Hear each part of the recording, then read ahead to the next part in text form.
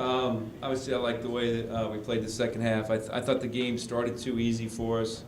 Then we got a little complacent, and then they got hot.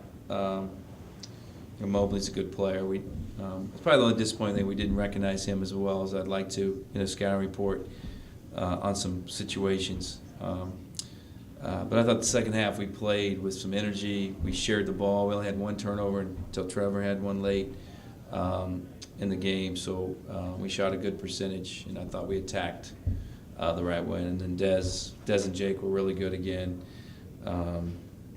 We rebounded better. Not terrific, but we rebounded better. And our guards rebounded. What did Melo end up with? 9. I think he had 10 for a second. They took one away, so almost had his first double-double. 9 rebounds. So we did some nice things. That's a team we should have beat, and but we did some things well in the second half. I thought we got better in the second half, which is good this time of year. Mark, do you think Dez pays attention to stuff like the wooden watch, and do you think that sort of gave him a little motivation today? Absolutely, he pays attention to it, and he should be on there. Boy, was he good in the second half. He was not. I didn't think he was particularly great in the first half, and I just talked to him about slowing down.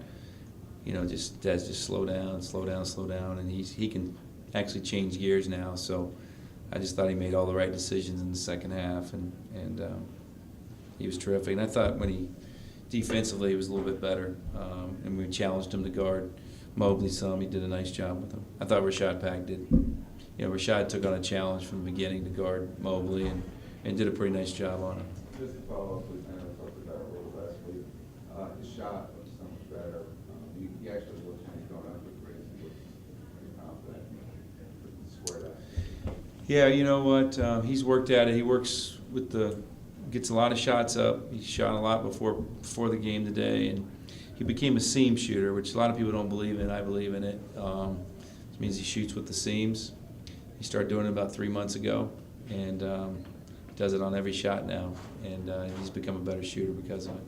Mark, did you do at the end of the first half that sequence where you guys pressed and got the 2 turnovers and layups? Was that a kind of pivotal moment, especially with Lane and Dez? Yeah, that was nice because we were really flat. I think they cut it to 8.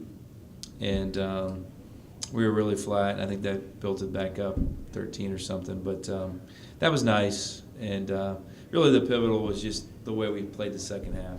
And we played well for probably 17 minutes in the second half, which is hard to do when you have a big lead. So I thought the guys were much more complete, dedicated to doing all the right things in the game. But that helped. It helped. And it just let me know that, you don't want to press a team that you're going to beat.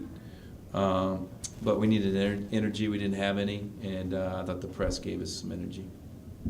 Coach, a play that stuck out to me was where Melo kind of had a bad turnover and then he drew a charge on the other end. What's going through your mind then, and how do you teach a freshman in a moment like that? Yeah, Melo did not really play well. My expectations for him are pretty high, and he had 10 and 9. His decision making wasn't what it needed to be, and he's a better decision maker than that. And we want to play a little bit faster. And we started to speed up there a little bit in the second half, but we get stops and we kind of jog the ball up. And he's a pitch-ahead guy. He's really good at pitching the ball ahead. And when he can do that, he's a more effective point guard. But he forced a couple of things. But with that said, he turned it over for a layup, and then he turned it over and then took the charge, which I thought was big on his part. And he was still good. He had a bunch of rollout that he'll make as the season goes on. And, if those roll in, he's got 16 or 17 in this game. So, but